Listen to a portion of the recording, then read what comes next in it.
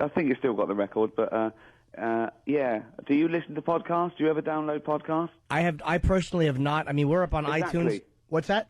Exactly.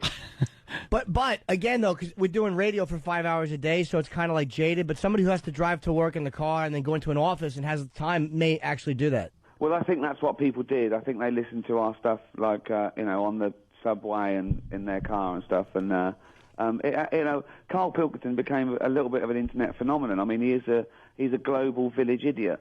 I don't know what the PC term is. He's idiot savant, I suppose. But no, I think he captured the imagination of a lot of people, which is weird. That, the great thing about podcasting is it is global. Anyone who's got a computer, it's international, which is great fun, I think. Well, it's amazing how years ago, like say 5 or 6 years ago, like when you talk about the internet, it seemed like a nice way to market something when quote unquote legitimate marketing wouldn't take care of you, or legitimate media outlets ignored you. But now it's like it's much easier to get famous almost online than it is through legitimate television. Well, I sometimes sit and watch YouTube, just put stuff in, like silly cat and funny dog and Carl Pilkington, and I just see what comes up, because it is proper viewing, really. But it's just so vast. I mean, it's crazy. It's amazing where you find yourself, where you end up when you started out looking at one thing, and then you end up watching a video, and you're like, how the hell did I end up here? But it's so funny that all the same things sort of float to the top. The famous, everyone's seen that, independently. There's one that's going around at the moment with two cats talking, and it really looks like they're having a little chat to each other. Yeah. It's just amazing. I think animals are intrinsically funny. I don't know why cats have people have taken to cats on the internet in all forms, websites and YouTube and everything. People just like having cats in weird situations. Well, this is what is good for the cat, because the cat was never really broke television. It wasn't big in cinema, but now they can probably rule the world now with the internet. Hey, Ricky, by the way, if you want to see, I'm going to give you a recommendation. If you want to see a funny animal video. Oh, boy, don't talk about the otters. It's called, no, I hate the otters holding hands. All right, good. It's called Mr. Hands, and it's a gentleman being pulverized by a horse. That's all I'm going to say. Look it up, and you're going to have quite a laugh. Being what? By a horse? Yeah, pulverized. Just Mr. Hands. It's just something you wouldn't expect to see a horse and a gentleman doing. Well, hold on, wait a minute. This is a recommendation. Why on earth would I ever want to see that? It's sexy. It's funny. It's got a little sexy. No, it's not sexy. Yes, it is. No. In Jim's world, it's very sexy. Listen, look, I think you should be closed down for 3 months for even suggesting that. Well, and you could also check out Two Girls, One Cup. I mean, it's one of our favorites. I'm going to go and have a shower after this. I feel soiled. Yeah. Never. Dirty. No. No. Hey, would you ever tour with your band? Because, we had John C. Reilly in the other day, and it's like he had a band years ago, and now that he's a very famous actor, he's using it in a movie, but you could tell he kind of likes being a rock star. Would you ever actually bring that back and start doing gigs? No, because for one reason and one reason only. I'm too fat, and I'm embarrassed to be up there singing. And he never rocked. You see, it was that new wave crap. Being sort of short and fat and uncool is a big bonus for a comedian, because you have to be slightly worse off than the audience, whereas a rock star has to be sort of above the audience. But I don't know. I think you're being a little hard on yourself. I mean, I think the fact that just to see you playing live music and kind of doing your thing in that way, people would kind of overlook the obvious physical abominations. I love the way that it started off flattering. That was great. That was a real good sucker punch. Yeah, you were listening to that with such hope. I know. I was actually thinking, yeah, you know what? I'm not that bad. But you have a great. Again, I started to keep going back to The Office. I know Extras is a massive hit, but there's a scene in I think it's that same episode with the guitar where you're singing songs. Yeah. And Dawn, I think her name was Dawn, gets upset at something, and she's really upset. And you look at Gareth and go, "Get the guitar." Yeah, like that's great. It's time to straighten this poor dear out. I love the idea that people think they can sort out people's lives with a song. Yeah. But just like Ebony and Ivory stopped all racism. It certainly did. We can't get. Yeah. How do you guys feel over there about the whole Paul McCartney divorce? I mean, it's got to be, you guys got to be sick to your stomach with Heather Mills. Yeah. Well, I don't really get involved in tittle tattle, but you've got to side with a Beatle, haven't you?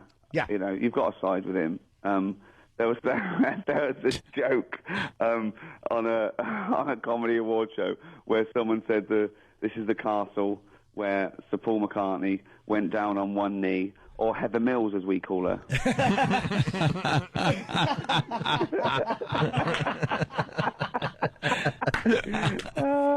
That's a good. Oh, that is a gem.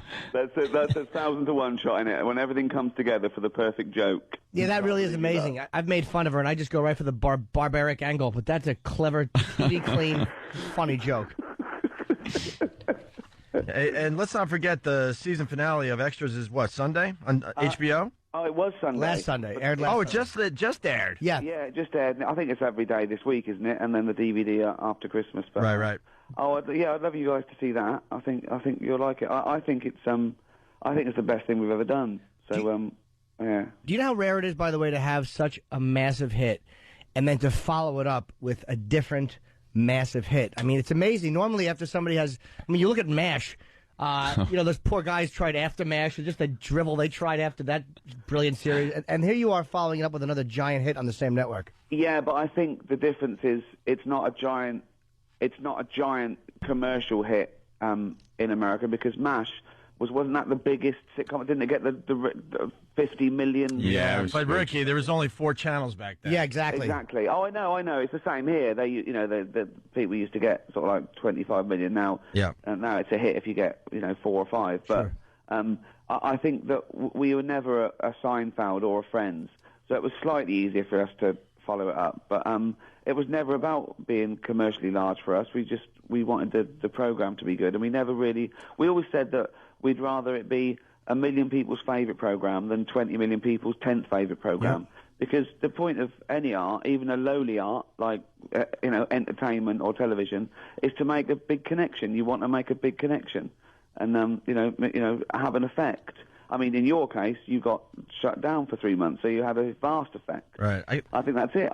And I genuinely believe that some people deserve to be offended, and if you're not getting a reaction, then you're doing something wrong. Yes. I think it's important that people hate you as well as love you, and that you don't go out looking for that.